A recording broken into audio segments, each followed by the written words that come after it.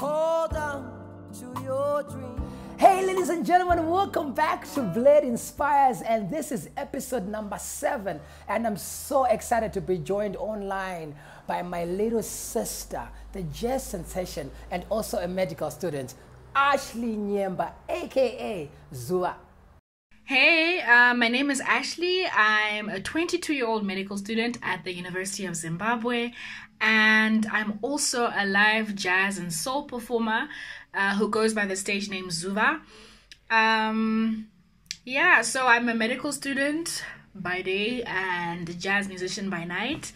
I also do graphics on the side, dabble in a bit of graphics, and I go by the name Zuva Creations. So yeah. Ashley, you are starting to be a doctor. At the same time, you are a jazz musician. How are you balancing the two? And how did it all happen? So I always get this question and I never know how to answer it properly. But what I do know is that the grace of God has sustained me thus far. God is good, guys. And also, it's really about time management, sacrifice, discipline, a lot of discipline, and just knowing what to prioritize, knowing what's important and knowing what's not important. And these things are seasonal, knowing what is supposed to have more of your energy during this season and what is not. So obviously during exam season, I'm not going to put my 100% energy towards music, but I know that my books need more attention, and I know that, okay, right after exam season, I can then focus on my music and whatnot. So these things are seasonal, and once you play around with your timetable and know how to fit them in and know how to manage your time and know what you're sacrificing to live both your dreams, then it's very easy for you to kind of manipulate everything and make it work for you. It's really about what you're willing to sacrifice, what you're willing to put in.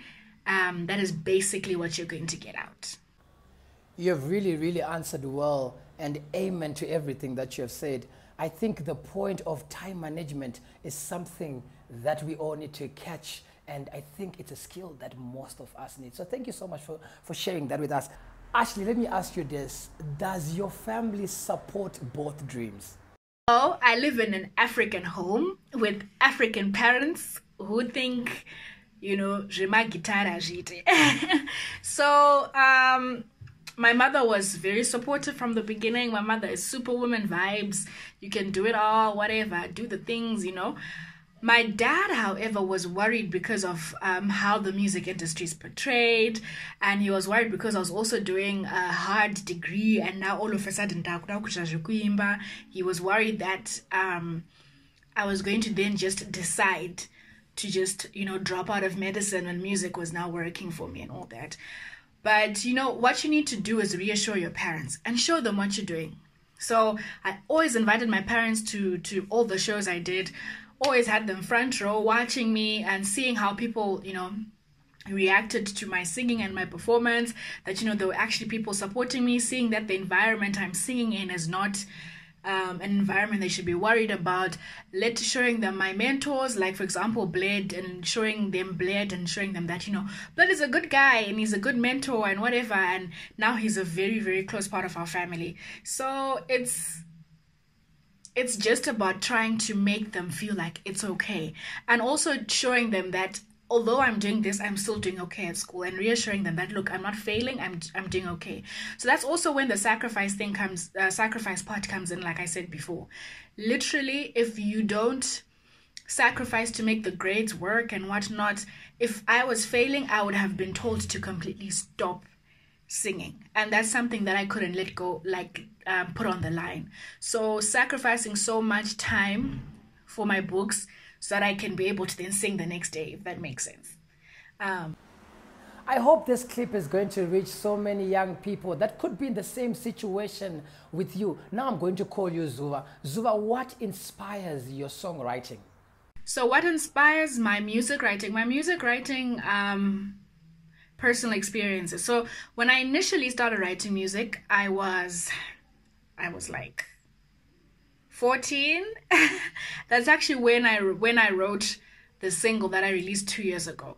And everyone keeps saying this is not something a 14-year-old writes. But like, I've always been known to be the emotional one, the sensitive one in the house and all that. So when I feel things, I feel them deeply. And that then allowed me to then write and process my feelings on paper, and then bringing it into a melody and composing and all that. And that was literally my writing process, having felt something. But the problem is that it's usually something bad, right? So when I feel my most emotions, it's when I'm really upset. So most of my songs, if you see them, there's just one or two that are happy, but usually when I feel the most is when I'm sad. But that's something I'm also trying to work on. I need to write things about, fun stuff or whatever. Quite interesting. Okay, let's jump to your medical side. Ashley or Dr. Ashley, Doc Ashley or Doc Zuva. Yeah, Doc, tell me, what was your most scary moment when you were studying to be a doctor? Share with us. A lot of people ask me, like in first year, we do anatomy, and there's cutting up dead bodies and whatnot. And, people are like, oh my gosh, that should be the scariest experience of your life. But that really wasn't. The scariest experience of my life was when I started my clinical years. So 3rd year, 4th year, and 5th year are your clinical years. So first year, I remember the first time I saw a dead body and we were cutting it up, I was not even phased. It was fine. Whatever, I used to cut that stuff up, open, what. But my scariest experience was the first day I went for my clinicals.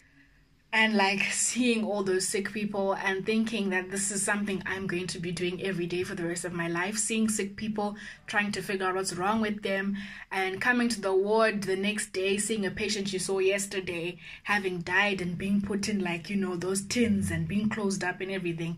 That was kind of traumatizing. So the first week was just hard on me emotionally, because you start questioning, am I going to be able to do this for the rest of my life? These people literally looking at me and depending on me at some point. And it's one of those, so much pressure and so many decisions. And I was just like, am I really ready for this stress? So yeah, seeing sick people and actually realizing that I'm going to be working with sick people is what scared me. But after the first 2 weeks, I kind of got used to it, got over it. And now it's sort of like a walk in the park. But, it's heartbreaking, especially for the little kids when they're sick. And yeah, and you feel like there's nothing you can do. It's just the most heartbreaking feeling. Yeah, wow. Well, we are grateful that you are in the field, and we're grateful that you're called to be in this field. And I think it just gives us so much comfort that we got people like you who are passionate about their job in that same field. Now, have you ever had that moment when you wanted to just give up or actually throw the 2 dreams away? And how did you overcome this? No, definitely there are days where I really do feel like giving up, and it's usually when during high pressure situations. So during exam season and during gig season. So sometimes, I did say these things are seasonal, but sometimes they coincide. Having one time I had a gig on Friday and Saturday, and I then had an exam the following week on a Tuesday or something. But our exams are not like those I can read overnight exams. It was a lot, because I had to rehearse. I had to find time to rehearse for the Friday gig, for the Saturday gig, and also then find time to read for the Tuesday exam. So it was just a lot, sleepless nights, and you start getting cloudy, start losing focus, and start wondering if it's even worth it. And when you're really tired, you can actually think think of giving up when things are just not going your way, especially when I'm planning my own gigs and things aren't going your way financially, and things aren't just, you just feel like, look, I'm just going to drop this anyway. I'm in school. Let me just focus on school. But you then need to center yourself and remind yourself why you started, remind yourself why you're doing this, and remind yourself what this means to other people. There are other girls looking at me saying, she did this, she managed to overcome, and I'm going to do this. And now you're going to, disappoint those people. and also then thinking, look, if I give up, what message am I sending? Because I've been preaching this gospel of living the best of both worlds. So yes, there are days when I'm literally at my lowest, some days where I can't even get out of bed, losing motivation for school, losing motivation to even write music and sing or perform. Those days will come, but you always need to remind yourself why you started and why you've been doing this for the months and years that you have been doing this. So yeah, sometimes what I find is easy is I have like affirmations. So I write down a list of affirmations when I'm feeling low and I'm feeling like I'm not worth it or whatever. I read the affirmations, and those remind me of what person I am, who I belong to, and all that, and it really just helps. So yeah, those days will come, don't be lied to, but you just need to know how to handle them. I totally agree with you. It's important to declare who you are and have your set values. So thank you so much for sharing that with us. Now, as we close the program, Ashley, Zuva, please tell us some words of inspiration and encouragement, especially to the young people who could be watching this today. So, words of inspiration. Let's see. I would say, living the best of both worlds. You can live the best of both worlds. African culture or whatever mindsets will tell you, this guy's an accountant. That's an accountant. This guy's a what? That's that, But I feel like humans are boundless. Like we can be this, we can be that. I'm not just good at sciences. I'm also creative. I'm not just good at sports. I'm also good at music. And I feel like we do this thing where we box ourselves and just say, I'm going to be a doctor until the day I die. And those people are people who also had passions of doing even art, drawing, and theater, but never did that because they decided to put themselves in a box. But like I said, human beings are boundless and full of different kind of things that will surprise you. It shouldn't always feel like this is what I'm doing. And the thing is also, managing two dreams and managing the best of both worlds does require sacrifice, like I said before. So it's really about what you're willing to put in, which is what you're going to get out, like I said before, and allowing yourself to be boundless, allowing yourself to be creative and sciencey, allowing yourself to be sportsy and musical, allowing yourself to be not just one person, not just Ashley the med student, but also allowing yourself to be Ashley the med student, Zuva the jazz singer, and Ashley the graphic designer. It's okay, and it's a lot of work, yes, but if you're doing what you love to do, it won't even feel like work. It's literally you just literally feel like you're doing what you're supposed to be doing. So yeah, those are my words.